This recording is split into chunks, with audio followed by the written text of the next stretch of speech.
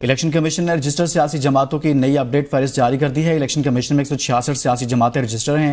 Election commission نے مسلم league نون کے party صدارتی الیکشن، جماعت اسلامی کے انٹرا پارٹی الیکشن کو تسلیم کر لیا ہے۔ الیکشن کمیشن نے کئی سیاسی جماعتوں کے نئے پارٹی صدر یا چیئرمین کے نام بھی اپڈیٹ کر دیے ہیں۔ الیکشن کمیشن نے تحریک انصاف کو سیاسی جماعت تسلیم کر لیا۔ تحریک انصاف تاحال رجسٹرڈ سیاسی جماعتوں کی فہرستوں میں موجود، تاہم تحریک انصاف بغیر صدارت سیاسی جماعتوں کی فہرست میں شامل موجود ہے۔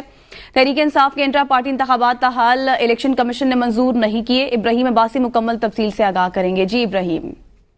جی بالکل، الیکشن کمیشن نے رجسٹرڈ سیاسی جماعتوں کی نئی اپڈیٹ فہرست جو ہے وہ جاری کر دی گئی ہے۔ الیکشن کمیشن کے پاس اس وقت جو ہے وہ رجسٹرڈ پارٹیوں کی تعداد 166 ہے، جب سے الیکشن کمیشن نے مسلم لیگ نون کے پارٹی صدارتی انتخابات، جماعت اسلامی کے انٹر پارٹی انتخابات کو جو ہے وہ تسلیم کر لیا، جبکہ الیکشن کمیشن کی جانب سے پاکستان تحریک انصاف کی جانب سے کیے جانے والے انٹر پارٹی انتخابات کو جو ہے وہ تسلیم نہیں کیا۔ البتہ اس وقت بھی پاکستان تحریک انصاف جو ہے وہ رجسٹرڈ سیاسی جماعت ہے، لیکن صدر یا چیئرمین کا انتخاب ابھی تک جو ہے وہ الیکشن کمیشن کی جانب سے ان کو منظوری نہیں دی گئی۔ انٹرا پارٹی انتخابات کی سے پہلے جماعت اسلامی کے امیر نعیم الرحمان خان کو جو ہے وہ نام بطور پارٹی سربراہ اپڈیٹ کیا گیا ہے۔ الیکشن کمیشن نے میاں نواز شریف کا نام بطور صدر مسلم لیگ نون اپڈیٹ کیا ہے۔ اس کے ساتھ ساتھ صدر مملکت آصف علی زرداری کا نام بطور صدر پاکستان پیپل پارٹی پارلیمنٹیرین ابھی تک جو ہے وہ موجود ہے۔